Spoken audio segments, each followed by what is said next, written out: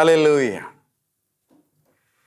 പ്രിയപ്പെട്ട ദൈവത്തിൻ്റെ ജനമേ, വചനദീപ്തിയിലേക്ക് നിങ്ങളെ ഓരോരുത്തരെയും സ്വാഗതം ചെയ്യുകയാണ്.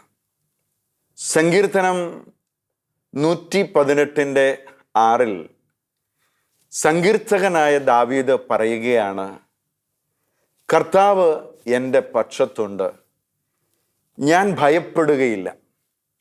മനുഷ്യന് എന്നോട് എന്ത് ചെയ്യാൻ കഴിയും?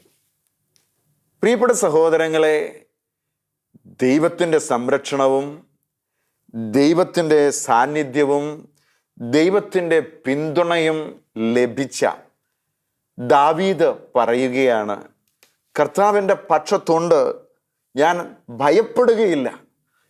എത്ര പേർക്ക് ഇങ്ങനെ ആത്മവിശ്വാസത്തോടു കൂടി ഒന്ന് പറയാൻ പറ്റും? നമ്മുടെയൊക്കെ ജീവിതത്തിൽ എവിടെയെങ്കിലുമൊക്കെ പ്രതികൂലങ്ങളും സങ്കടങ്ങളും വേദനകളും ഒക്കെ വന്നിട്ടുണ്ടാകും. പക്ഷെ ഈ സമയത്തൊക്കെ ഭയപ്പെടേണ്ട, ഞാൻ നിന്നോട് കൂടെ ഉണ്ട് എന്ന് പറയുന്ന ആ ദൈവത്തിൻ്റെ നമ്മുടെ നെഞ്ചിലോട്ടൊന്ന് ചേർത്ത് പിടിക്കാൻ പറ്റിയിട്ടുണ്ടോ? യെശയ്യാ 43 ഭയപ്പെടേണ്ട, ഞാൻ നിന്നെ പേര് ചൊല്ലി വിളിച്ചിരിക്കുന്നു, നീ എൻ്റേതാണെന്ന് പറയുന്ന ആ ദൈവത്തിൻ്റെ സ്നേഹത്തെ ഒന്ന് തിരിച്ചറിയാൻ നമുക്ക് പറ്റിയിട്ടുണ്ടോ? ദാവീദ് അത് തിരിച്ചറിഞ്ഞിട്ട് പറയുകയാണ്. അതുപോലെ തന്നെ ഈ സത്യത്തെ തിരിച്ചറിഞ്ഞ മറ്റൊരു വ്യക്തിയാണ് അപ്പസ്തോലനായ പൗലോസ്. പൗലോസ്ലീഹ റോമാക്കാർക്ക് എഴുതിയ ലേഖനം 8-ാം അധ്യായം അതിന് 31-ാമത്തെ വാക്യത്തിൽ പറയുകയാണ്, ദൈവം നമ്മുടെ പക്ഷത്തെങ്കിൽ ആരാണ് നമുക്ക് എതിര് നിൽക്കുക? ദാവീദ് പറഞ്ഞതിൻ്റെ മറ്റൊരു അർത്ഥത്തിൽ അതിനെ നെഞ്ചോട് ചേർത്ത് പിടിച്ച് സെന്റ് പോൾ പറയുകയാണ്, സ്വന്തം പുത്രനെ പോലും നമുക്കായി കാൽവരിയിൽ നൽകിയവൻ എല്ലാം നമുക്ക് തരും. ആ ദൈവം നമ്മുടെ പക്ഷത്തുണ്ട് എങ്കിൽ ആരാണ് ഈ ലോകത്ത് നമുക്ക് എതിര് നിൽക്കുക? ഈ ഒരു വലിയ സത്യത്തെയാണ് പ്രിയപ്പെട്ട ദൈവത്തിൻ്റെ ജനമേ ഇന്ന് നമ്മൾ തിരിച്ചറിയേണ്ടത്. ഈ ദൈവത്തിൻ്റെ സ്നേഹത്തിൽ നിന്ന്, യേശുക്രിസ്തുവിൻ്റെ സ്നേഹത്തിൽ നിന്ന് എന്ത് എന്നെ അകറ്റി നിർത്തും? അങ്ങനെ ക്ലേശമോ ദുരിതമോ പട്ടിണിയോ പീഡനമോ നഗ്നതയോ വാളോ ഇങ്ങനെ അങ്ങ് ചോദിക്കുക, എന്തു വന്നാലും എൻ്റെ ദൈവത്തിൻ്റെ സ്നേഹത്തിൽ നിന്നും എന്നെ അകറ്റുകയില്ല. എന്തെല്ലാം പ്രതികൂലങ്ങൾ, എന്തെല്ലാം ക്ലേശങ്ങൾ, എന്തെല്ലാം നഷ്ടങ്ങൾ എൻ്റെ ജീവിതത്തിൽ വന്നാലും ഇതൊന്നും എന്നെ എൻ്റെ ദൈവത്തിൻ്റെ സ്നേഹത്തിൽ നിന്നും അകറ്റുകയില്ല. കാരണം എന്താണ്? എൻ്റെ ദൈവം എൻ്റെ പക്ഷത്തുണ്ട്. ഇതൊരു ഉറപ്പാ, ഇതൊരു തിരിച്ചറിവാ. ഇതറിയുന്നിടത്ത് നമ്മുടെ ജീവിതം മാറും. സെന്റ് പോൾ പഠിപ്പിക്കുന്ന ഒരു കാര്യമെന്ന് പറയുന്നത്, ഒരു വിശ്വാസിയെ സംബന്ധിച്ചിടത്തോളം ആ വിശ്വാസിയുടെ ജീവിതത്തിൽ എന്തു പ്രതികൂലം കടന്നു വന്നാലും തിരിച്ചറിയേണ്ട ഒരു കാര്യമുണ്ട്, ദൈവം അവൻ്റെ ഒപ്പം ഉണ്ട്. കാരണം ഒരിക്കൽ പോലും ആ ദൈവത്തിൻ്റെ സ്നേഹത്തിൽ നിന്നും നമ്മൾ പുറത്ത് ആകില്ല എന്ന് സെന്റ് പോളിന് തിരിച്ചറിവ് കിട്ടി. ഈ ഒരു തിരിച്ചറിവ് എന്താണ് സെന്റ് പോൾ അങ്ങനെ പറയുവാനുള്ള കാരണം? പിതാവായ ദൈവം ചെയ്യേണ്ടതെല്ലാം ചെയ്യും, പുത്രനായ യേശുക്രിസ്തുവും നമുക്ക് വേണ്ടി ചെയ്യേണ്ടതെല്ലാം ചെയ്യും. അപ്പം പിതാവിൻ്റെ സന്നിധിയിൽ എപ്പോഴും നമുക്ക് വേണ്ടി ഒരു ഏക മധ്യസ്ഥൻ്റെ റോൾ എടുക്കുന്ന യേശുക്രിസ്തു സംസാരിച്ചു കൊണ്ടിരിക്കുകയാണ് നമുക്ക് ഓരോരുത്തർക്കും വേണ്ടി. അപ്പോൾ പിതാവ് പുത്രൻ പറയുന്നത് കൊണ്ട് ചെയ്യുന്നു, അല്ലെങ്കിൽ പിതാവ് തന്നെ ചെയ്യുന്നു, പുത്രൻ നമുക്ക് വേണ്ടി പുത്രൻ ചെയ്യുന്നു, പരിശുദ്ധാത്മാവ് എന്ന് നമ്മുടെ ഒപ്പം ഉള്ളത് കൊണ്ട് പരിശുദ്ധാത്മാവും നമുക്ക് വേണ്ടി സംസാരിക്കുന്നു. അപ്പം ഇതിലും വലിയ ഒരു സന്തോഷം ഒരു വിശ്വാസിയെ സംബന്ധിച്ചിടത്തോളം വേറെ എന്താ നമുക്ക് വേണ്ടിയത്? അതുകൊണ്ട് ഈ ഒരു സത്യം തിരിച്ചറിഞ്ഞത് കൊണ്ട് സെന്റ് പോൾ പറയുകയാണ്, എഫെസസുകാർക്ക് എഴുതിയ ലേഖനം, എഫെസ്യ ലേഖനം 3-ാമത്തെ അധ്യായം അതിൻ്റെ 14 മുതൽ 21 വരെയുള്ള വാക്യങ്ങൾ നമ്മളൊന്ന് വായിച്ചാൽ നമുക്ക് മനസ്സിലാകും. ഇങ്ങനെ പറഞ്ഞു വരികയാണ് സെന്റ് പോൾ. എന്നിട്ട് അവിടെ കൊണ്ട് നിർത്തിയിട്ട് ഈ 14-ാമത്തെ വാക്യത്തിൽ ഇങ്ങനെ തുടങ്ങുകയാണ്, ഇക്കാരണത്താൽ സ്വർഗത്തിലും ഭൂമിയിലുമുള്ള എല്ലാ പിതൃത്വങ്ങൾക്കും നാമകാരണമായ പിതാവിൻ്റെ മുമ്പിൽ ഞാൻ മുട്ടുകൾ മടക്കുന്നു. എന്നിട്ട് പിന്നെ തുടരുകയാണ്, അവിടുത്തെ മഹത്വത്തിൻ്റെ സമ്പന്നതയ്ക്ക് യോജിച്ച വിധം അവിടുന്ന് തൻ്റെ ആത്മാവിലൂടെ നിങ്ങളുടെ ആന്തരിക മനുഷ്യനെ ശക്തിപ്പെടുത്തുമെന്നും വിശ്വാസം വഴി ക്രിസ്തു നിങ്ങളുടെ ഹൃദയത്തിൽ വസിക്കണമെന്നും നിങ്ങൾ സ്നേഹത്തിൽ വേരുപാകി അടിയുറയ്ക്കണമെന്നും ഞാൻ ആഗ്രഹിക്കുന്നു, ഞാൻ പ്രാർത്ഥിക്കുന്നു. എന്ന് വെച്ചാൽ എല്ലാ വിശുദ്ധരോടുമൊപ്പം ക്രിസ്തുവിൻ്റെ സ്നേഹത്തിൻ്റെ നീളവും വീതിയും ഉയരവും ആഴവും ഗ്രഹിക്കുവാൻ നമുക്ക് ശക്തി ലഭിക്കണമെന്നാണ് സെന്റ് പോൾ പ്രാർത്ഥിക്കുന്നത്. എന്നിട്ട് അറിവിനെ അതിശയിപ്പിക്കുന്ന ക്രിസ്തുവിൻ്റെ സ്നേഹം നിങ്ങൾ ഗ്രഹിക്കാനും അതുവഴി ദൈവത്തിൻ്റെ സമ്പൂർണതയാൽ നിങ്ങൾ പൂരിതരാകാനും ഇടയാകട്ടെ. നമ്മിൽ പ്രവർത്തിക്കുന്ന ശക്തിയാൽ നാം ചോദിക്കുന്നതിലും ആഗ്രഹിക്കുന്നതിലും വളരെ കൂടുതൽ ചെയ്തു തരുവാൻ കഴിയുന്ന അവിടുത്തേക്ക് സഭയിലും യേശുക്രിസ്തുവിലും തലമുറകളോളം എന്നേക്കും മഹത്വമുണ്ടാകട്ടെ. ആമേൻ. അങ്ങനെ അത് അവസാനിപ്പിക്കുകയാണ്. കാരണം സകലതിനും കാരണഭൂതനായ പിതാവായ ദൈവത്തിൻ്റെ മുമ്പിൽ മുട്ടുകൾ മടക്കുന്ന സെന്റ് പോളിൻ്റെ പ്രാർത്ഥന ഒന്ന് ശ്രദ്ധിച്ചാൽ, പ്രിയപ്പെട്ട ദൈവത്തിൻ്റെ ജനമേ, പരിശുദ്ധാത്മാവിൽ നമ്മുടെ അറിവിനെ അതിശയിപ്പിക്കുന്നതായ ചില കാര്യങ്ങൾ ചെയ്തു തരാൻ കഴിവുള്ള ദൈവത്തിൻ്റെ ശക്തിയിൽ നമ്മൾ ആശ്രയിക്കണമെന്ന് നമ്മെ പഠിപ്പിക്കുകയാണ്. എന്ന് വെച്ചാൽ പിതാവ് പുത്രനെ നമുക്ക് തന്നു കാൽവരിയിൽ. എന്ന് വെച്ചാൽ മറ്റൊന്നിനും പിന്നെ പിതാവ് മടി കാണിക്കത്തില്ല. പുത്രനും നമുക്ക് വേണ്ടി എന്താ പറയുക, എന്തും ചെയ്തു തരുവാൻ തയ്യാറായിരിക്കുകയാണ്. പരിശുദ്ധാത്മാവ് നമ്മുടെ കൂടെയുണ്ട്. അപ്പം ദാവീദ് പറഞ്ഞു, ഞാൻ ഭയപ്പെടുകയില്ല, ദൈവം എൻ്റെ പക്ഷത്തുണ്ട്. സെന്റ് പോൾ പറഞ്ഞു, ദൈവം നമ്മുടെ പക്ഷത്തെങ്കിൽ ആരാണ് എതിര് നിൽക്കുക? അപ്പം ഈ ഒരു രണ്ടു വ്യക്തിത്വങ്ങൾ, ദാവീദും സെന്റ് പോളും, ഈ ഒരു ഉറപ്പ് നമുക്ക് തരുമ്പോൾ നമ്മൾ വീണ്ടും പഴയ നിയമത്തിലേക്ക് ഒന്ന് കടന്നു പോവുകയാണെങ്കിൽ ഇതുപോലെ പറഞ്ഞ രണ്ട് വ്യക്തികളെ നമുക്ക് ഒന്ന് കാണുവാൻ പറ്റും. അതായത് പഴയ നിയമത്തിൽ പുറപ്പാട് അനുഭവത്തിലൂടെ കടന്നു പോകുന്ന ജനം, അതായത് ഈജിപ്തിലെ അടിമത്വത്തിൽ നിന്നും മോശയിലൂടെ ദൈവം ആ ജനത്തെ എന്താ പറയുക, പാലും തേനും ഒഴുകുന്ന കനാൻ ദേശമാകുന്ന വാഗ്ദത്ത ഭൂമിയിലേക്ക് നയിക്കുകയാണ്. അപ്പം ആ ഒരു കാലഘട്ടത്തിൻ്റെ സമയത്ത് പെസഹ ആചരിച്ച് പുറത്തിറങ്ങിയ ജനം എന്ത് ചെയ്യുന്നു? കനാൻ ദേശത്തേക്കുള്ള യാത്രയിലാണ്. അങ്ങനെ അവർ ഈ ഒരു പാരാൻ എന്ന് പറയുന്ന മരുഭൂമിയിൽ ഇരിക്കുന്ന സമയത്ത് ദൈവം മോശയോട് പറയുകയാണ്, ഈ 12 ഗോത്രങ്ങളിൽ നിന്നും ഓരോരുത്തരെ തിരഞ്ഞെടുത്ത് അവരെ ഈ കനാൻ ദേശം ഉറ്റുനോക്കുവാൻ വേണ്ടി അയക്കണം. അതായത് ദൈവത്തിൻ്റെ പദ്ധതിയിൽ മോശ എന്ത് ചെയ്തു? ഈ 12 ഗോത്രത്തിൽ നിന്നും ഓരോ വ്യക്തികളെ തിരഞ്ഞെടുത്ത് അവരോട് പറഞ്ഞു, കനാൻ ദേശം ഉറ്റുനോക്കുവാൻ നിങ്ങൾ പോകണം. നമുക്കിത് സംഖ്യയുടെ പുസ്തകം 13, 14 അധ്യായങ്ങളിൽ നമുക്കിത് വായിക്കുവാനും അവിടെ നടന്ന സംഭവങ്ങളൊക്കെ ഒന്ന് മനസ്സിലാക്കുവാനും നമുക്ക് സാധിക്കും. നിശ്ചയമായും നിങ്ങൾ ഈ 13, 14 അധ്യായം സംഖ്യയുടെ പുസ്തകം വായിക്കണം. അത് വായിക്കുമ്പോൾ ദൈവത്തിൻ്റെ ഒരു ഇടപെടലും ദൈവത്തിൻ്റെ കരുതലുമൊക്കെ നമുക്കൊന്ന് മനസ്സിലാക്കുവാൻ സാധിക്കും. അതായത് ഈ 12 പേരെ തിരഞ്ഞെടുത്തിട്ട് മോശ പറഞ്ഞു, കനാൻ ദേശത്ത് കടന്നുപോയി ആ നാട് ഏതു വിധത്തിലുള്ളതാണ് എന്ന് നിങ്ങൾ പഠിക്കണം.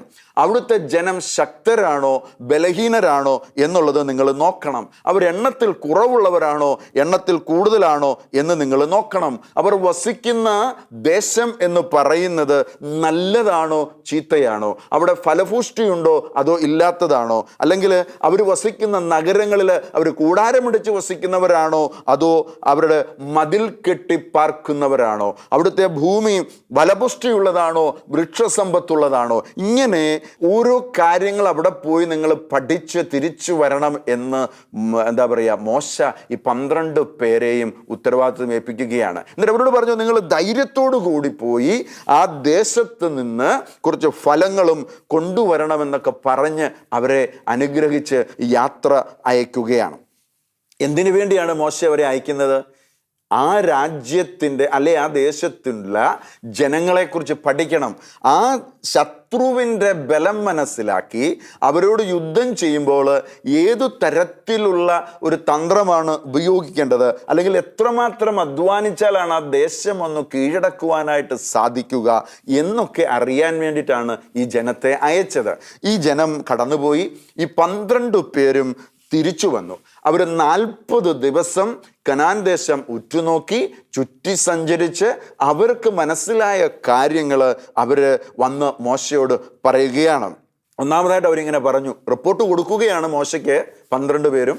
നീ പറഞ്ഞ സ്ഥലം നല്ലതാണ്, അത് പാലും തേനും ഒഴുകുന്ന ഒരു ദേശമാണ്.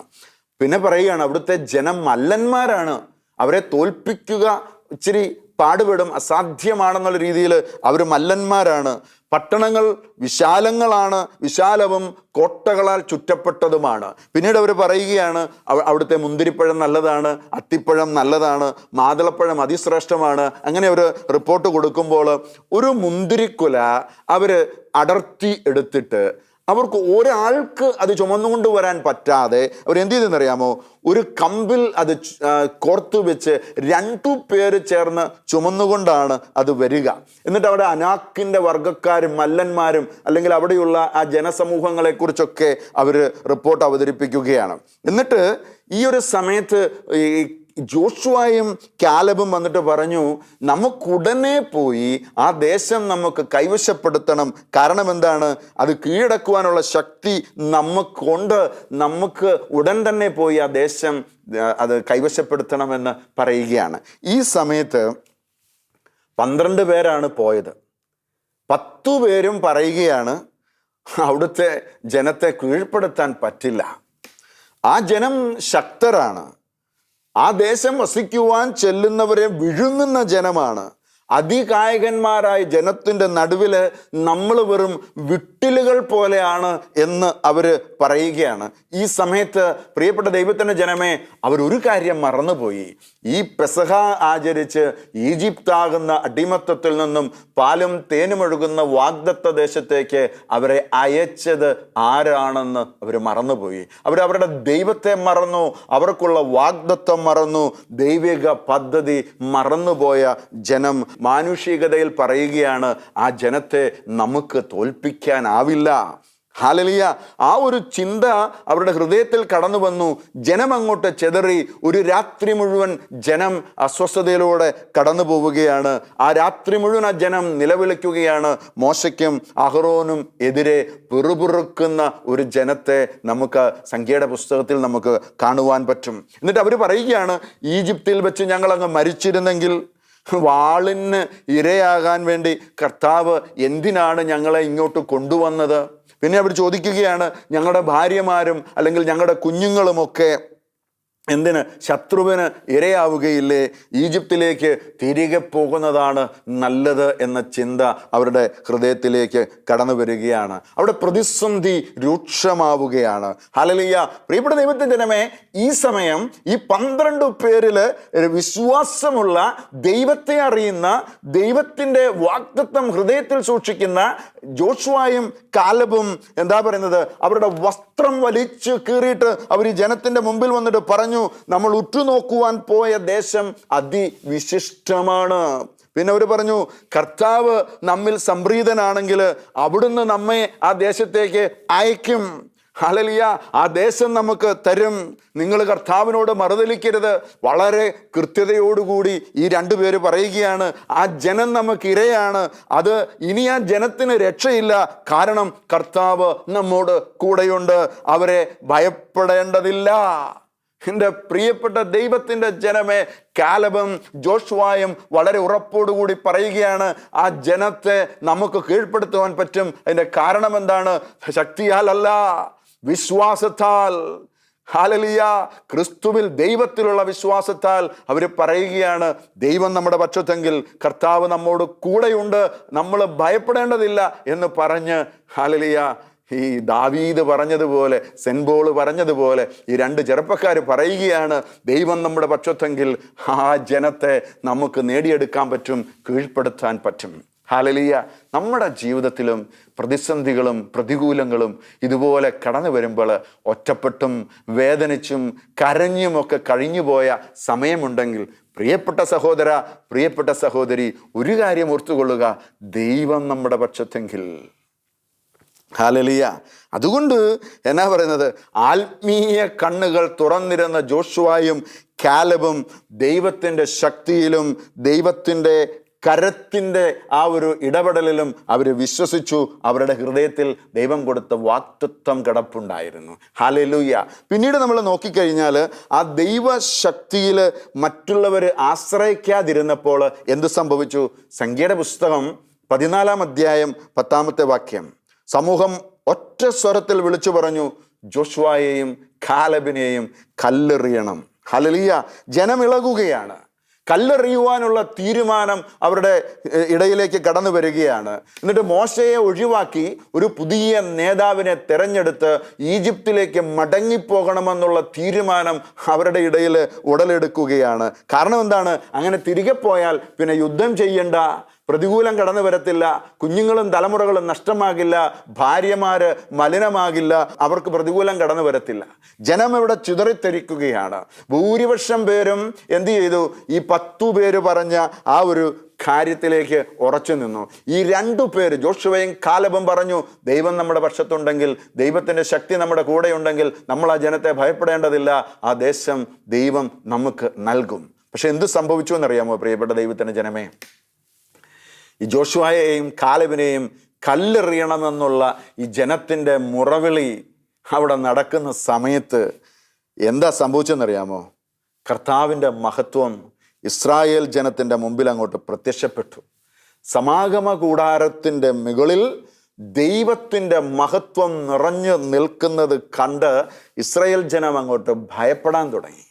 ഹല്ലേലൂയ. ജനം ഭയന്നു. ആ മല്ലന്മാരെ ഭയപ്പെട്ടിരുന്ന ജനം ഇപ്പോ ദൈവത്തിൻ്റെ സാന്നിധ്യം കണ്ട് ഭയപ്പെടുകയാണ്. ഈ സമയം എന്ത് സംഭവിച്ചെന്നറിയാമോ? കർത്താവ് മോശയെ വിളിച്ചു. എന്നിട്ട് മോശയോട് ദൈവം ചോദിക്കുകയാണ്, ഈ ജനം എത്രത്തോളം എന്നെ പ്രകോപിപ്പിക്കും? എത്ര നാൾ ഇവരെന്നെ വിശ്വസിക്കാതിരിക്കും? എത്ര അടയാളങ്ങൾ ഞാൻ അവരുടെ മുമ്പിൽ ചെയ്തതാണ്. ചെങ്കടൽ വിഭജിക്കപ്പെട്ടും മന്നായും കാടപ്പക്ഷിയും ഒക്കെ കഴിച്ച് ഇവിടെ എത്തിയ ഈ ജനം എന്തുകൊണ്ട് ദൈവത്തിൻ്റെ ശക്തിയെ തിരിച്ചറിയുന്നില്ല? ഹല്ലേലൂയ. എത്ര അടയാളങ്ങൾ ഞാൻ ഇവരുടെ മധ്യേ പ്രവർത്തിച്ചതാ. എന്നിട്ട് കർത്താവ് പറയുകയാണ്, മഹാമാരി കൊണ്ട് ഞാൻ ഇവരെ പ്രഹരിച്ച് നശിപ്പിക്കും. മഹാമാരി വരുത്തുമെന്ന് ദൈവം പറയുകയാണ്. ഈ സമയത്ത് അബ്രഹാമിന് 15 അധ്യായത്തിൽ ദൈവം കൊടുത്ത വാഗ്ദത്തമാണ്, നിന്റെ തലമുറ 400 വർഷം അടിമത്തത്തിലൂടെ കടന്നു പോകുമെന്നും അവർ ഒരു നാൾ അവിടെ നിന്ന് പെട്ടെന്ന് പുറത്തു വരുമെന്നും അവർക്ക് ദൈവം കൊടുത്തിരിക്കുന്ന, അബ്രഹാമിനോട് ദൈവം വാഗ്ദത്തം കൊടുത്ത ആ ഭൂമി അവർക്ക് ലഭ്യമാകുമെന്നുള്ള വാഗ്ദത്തം ഇവിടെ കിടക്കുകയാണ്. അപ്പം അബ്രഹാമിന് കൊടുത്ത വാഗ്ദത്തം ഇന്ന് ഈ ജനത്തിന് ലഭിക്കത്തില്ല എന്ന് പറയുന്ന ഒരവസ്ഥ വരികയാണ്. ഹല്ലേലൂയ. എന്നിട്ട് ഈ സമയത്ത് ഈ ജനം ദൈവത്തിൻ്റെ മുമ്പിൽ മറുതലിച്ച് നിന്ന് ദൈവത്തിൻ്റെ മുമ്പിൽ ഈ ജനം ഭയത്തോടെ നിൽക്കുമ്പോൾ മോശ ദൈവത്തിൻ്റെ ഇടയിൽ, ഈ ജനത്തിനും ദൈവത്തിൻ്റെയും ഇടയിൽ ഒരു മധ്യസ്ഥൻ്റെ റോൾ എടുത്തിട്ട് വരികയാണ്. ദൈവമേ, ഈജിപ്തുകാർ അറിഞ്ഞാൽ നാണക്കേടാകും. ദൈവത്തിൻ്റെ കരമല്ലേ അവരെ അവിടെ നിന്ന് പുറത്തിറക്കിയത്. എന്നിട്ട് കർത്താവ് ജനത്തിൻ്റെ മധ്യേ ഉണ്ടെന്ന് അവർക്കറിയാം. കാരണം പകൽ മേഘസ്തംഭവും രാത്രി അഗ്നിസ്തംഭവുമായി അവരെ പ്രൊട്ടക്റ്റ് ചെയ്തത് ദൈവമാണ്, അല്ലേ? അവർ അങ്ങ് വാക്കു പറഞ്ഞ സ്ഥലത്തെത്തിക്കുവാൻ അങ്ങേക്ക് കഴിയാതെ വരും. അങ്ങയുടെ ശക്തി അവരറിയണം. അങ്ങ് മരുഭൂമിയിൽ അവരെ അങ്ങ് കൊന്നുകളഞ്ഞു എന്ന് പറയരുത്. എന്നിട്ട് എന്താ പറയുന്നത്? അങ്ങ് ക്ഷമാശീലനാണ്, അങ്ങ് സ്നേഹമുള്ളവനാണ്, അവരോട് ക്ഷമിക്കുന്ന ദൈവമാണ് എന്ന് ഈജിപ്തിലെ ജനം അറിയേണ്ടതിന് മോശ ദൈവത്തിൻ്റെ മുമ്പിൽ നിന്ന് പ്രാർത്ഥിച്ച് ഇവർക്ക് വേണ്ടി മധ്യസ്ഥത യാചിക്കുകയാണ്. കാരണം ഇവരോട് ക്ഷമിക്കണം, ആ ജനത്തെ ഒന്ന് എന്ത് ചെയ്യണം? രക്ഷിക്കണം. അപ്പം മോശ ദൈവത്തോട് പ്രാർത്ഥിക്കുമ്പോൾ മോശയുടെ അപേക്ഷ ദൈവം കേട്ടു, അത് സ്വീകരിച്ചു. പക്ഷെ ഒരൊറ്റ കണ്ടീഷൻ എന്താണ്? എന്നെ പരീക്ഷിക്കുകയും എൻ്റെ സ്വരം അവഗണിക്കുകയും ചെയ്ത ഈ ജനത്തിലാരും അവരുടെ പിതാക്കന്മാർക്ക് ദൈവം വാഗ്ദാനം ചെയ്ത ദേശം കാണുകയില്ല.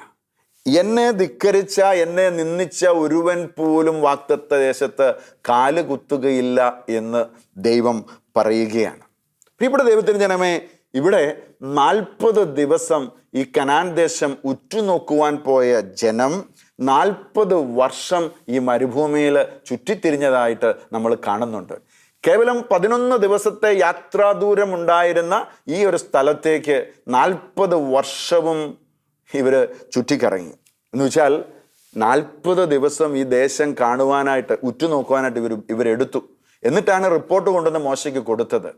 പക്ഷേ ഈ 40 ദിവസം, ഒരു ദിവസത്തിന് 1 വർഷം കണക്കെ ഈ ജനം എന്ത് ചെയ്തു? കടന്നുപോയി. എന്ന് വെച്ചാൽ 40 വർഷം മരുഭൂമിയിൽ ഒരു ചുറ്റിത്തിരിഞ്ഞു. 40 ദിവസം, ഒരു ദിവസത്തിന് 1 വർഷം വെച്ച് 40 വർഷം. അങ്ങനെ ഈ പിതാക്കന്മാർക്ക് പറ്റിയ ചില തെറ്റിൻ്റെ പരിണിത ഫലമായി 40 ലക്ഷത്തോളം പേര് ഇറങ്ങിത്തിരിച്ചിട്ട് കേവലം 2 പേർക്ക് മാത്രമാണ് വാഗ്ദത്ത ദേശത്ത് എത്തുവാനായി സാധിച്ചത്. ഹല്ലേലൂയ. അവിശ്വാസം അവരെ നാശത്തിലേക്ക് എത്തിച്ചു. കാരണം സാധിക്കത്തില്ല എന്ന് 10 പേര് പറഞ്ഞപ്പോൾ 2 പേർക്ക് മാത്രമാണ് അത് സാധിക്കുമെന്നും ദൈവം നമ്മുടെ പക്ഷത്തുണ്ടെങ്കിൽ ദൈവത്തിൻ്റെ കൃപയാൽ നമുക്കത് സാധ്യമാകുമെന്നും വിശ്വസിച്ചത്. അതുകൊണ്ട് പ്രിയപ്പെട്ട ദൈവത്തിന് ജനമേ, നമ്മുടെ യാത്രയെന്ന് പറയുക കാഴ്ചയാലല്ല, വിശ്വാസത്താൽ. വിശ്വാസത്താൽ നമ്മൾ മുന്നോട്ട് കടന്നു പോകണം. ഈ ജനത്തിന് തെറ്റുപറ്റുവാനുള്ള കാരണം പുറപ്പാട് പുസ്തകം 32-ാം അധ്യായം അതിൻ്റെ 1-ാമത്തെ വാക്യം തൊട്ട് താഴേക്ക് വായിക്കുമ്പോൾ നമുക്കറിയാം. കാരണം സീനായ് മലയിലേക്ക് കയറിപ്പോയ മോശയെ കാണാനില്ല. മോശ എന്തിയെ? മോശ എവിടെ പോയി? ഈ ഒരു സമയത്ത് ജനം അഹ്റോൻ്റെ അടുത്ത് എന്നിട്ട് പറഞ്ഞു, ഞങ്ങൾക്കൊരു ദൈവത്തെ വേണം, ഞങ്ങൾക്ക് ആരാധിക്കാൻ ഒരു ദൈവം വേണം. കാരണം ഈജിപ്തിലേക്ക് മടങ്ങണമെന്ന് പറഞ്ഞ് നിൽക്കുന്ന ഒരു കൂട്ടം ജനം അവിടെ ഉണ്ടായിരുന്നു.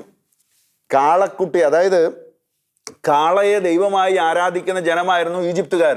അതുകൊണ്ട് ഇവർ അഹ്റോനോട് പറഞ്ഞു, കാളക്കുട്ടിയെ വാർത്തുണ്ടാക്കി തരണം, ഞങ്ങൾക്ക് ഒരു ദൈവം വേണം. ഹല്ലേലൂയ. അപ്പോൾ ഈജിപ്തിലേക്ക് മടങ്ങണം എന്നുള്ളൊരു ആഗ്രഹം.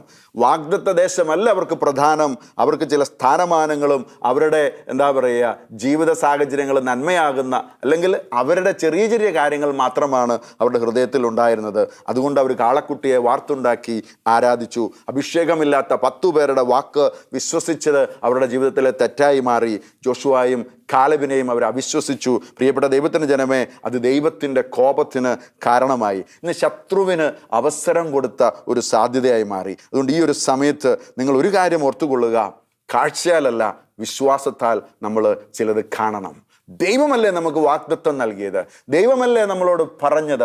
അതുകൊണ്ട് നമ്മുടെ ജീവിതത്തിൽ നമ്മൾ ആ ഒരു സത്യം എടുക്കണം. ചിലത് നമുക്ക് കാണാൻ പറ്റിയില്ല, ആത്മീയ കണ്ണുകൊണ്ട് കണ്ടെങ്കിലേ പറ്റുകയുള്ളൂ. നമുക്കറിയാം, എലീശായുടെ ശിഷ്യൻ എലീശായോട് പറയുന്നുണ്ട്, ഇതാ സൈന്യം നഗരം വളഞ്ഞിരിക്കുന്നു, നാം ഇനി എന്തു ചെയ്യും? ഈ സമയം എലീശ ദൈവത്തോട് പ്രാർത്ഥിക്കുകയാണ്. നമുക്ക് 2 രാജാക്കന്മാർ 6-ാം അധ്യായം അതിൻ്റെ 17-ാമത്തെ വാക്യത്തിൽ ഇങ്ങനെ കാണുന്നുണ്ട്, കർത്താവേ, ഇവൻ്റെ കണ്ണുകളെ ഒന്ന് തുറക്കണമേ, ഇവൻ കാണട്ടെ.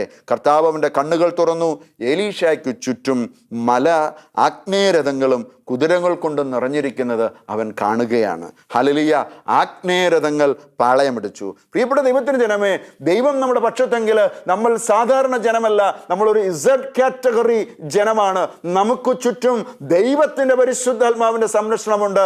എലീശായ്ക്ക് വേണ്ടി ആ മല മുഴുവൻ ആഗ്നേയ രഥങ്ങൾ ഇറങ്ങിയത് എലീശായുടെ ശിഷ്യൻ കാണുവാൻ ഇടയാക്കിയതുപോലെ നമ്മുടെ ജീവിതത്തിലും നമുക്ക് ചുറ്റും ദൈവത്തിൻ്റെ ഒരു സൈന്യം പാളയമടിച്ചിട്ടുണ്ട് എന്ന് നമ്മൾ തിരിച്ചറിയണം. ജോഷുവായും കാലബും വിശ്വസിച്ചതുപോലെ, ദാവീദ് നെഞ്ചുറപ്പോടുകൂടി പറഞ്ഞതുപോലെ, സെൻബോൾ വിളിച്ചു പറഞ്ഞതുപോലെ, ഒന്ന് വിശ്വസിക്കാൻ നമുക്ക് പറ്റിയാൽ ഭീരുത്വം നമ്മളെ തൊടില്ല, ഒന്നിനും നമ്മളെ ഭയപ്പെടുത്തുവാനുമാവില്ല. നമുക്ക് നമ്മുടെ ജീവിതം സ്വർഗത്തിലേക്ക് കണ്ണുകൾ ഉയർത്തി കർത്താവിൻ്റെ കരങ്ങളിലേക്ക് വിട്ടുകൊടുക്കാം.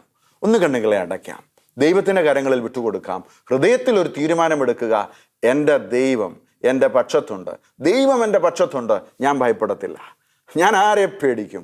എൻ്റെ ദൈവത്തിൻ്റെ വലിയ കൃപയാൽ. പ്രിയപ്പെട്ട ദൈവത്തിന് ജനമേ, സ്വർഗം തുറന്ന് ദൈവത്തിൻ്റെ പരിശുദ്ധാത്മാവ് നിങ്ങൾക്ക് ചുറ്റും കാവലേർപ്പെടുത്തട്ടെ. ഊരിപ്പിടിച്ച വാളുമായി മിഖയേൽ മാലാഖ നിങ്ങൾക്ക് ചുറ്റും സംരക്ഷണ കവചം ഏർപ്പെടുത്തട്ടെ. പരിശുദ്ധാത്മാവിൻ്റെ അഗ്നി കൊണ്ടും യേശുക്രിസ്തുവിൻ്റെ രക്തം കൊണ്ടും നിങ്ങൾക്ക് ചുറ്റും വലിയ സംരക്ഷണം സ്വർഗം ഒരുക്കട്ടെ. ദൈവം നൽകിയ എല്ലാം നന്മയ്ക്ക് നന്ദി പറഞ്ഞുകൊണ്ട് നമുക്കൊന്നു ചേർന്ന് പ്രാർത്ഥിക്കാം. പിതാവിൻ്റെയും പുത്രൻ്റെയും പരിശുദ്ധാത്മാവിൻ്റെയും നാമത്തിൽ തന്നെ ആമേൻ.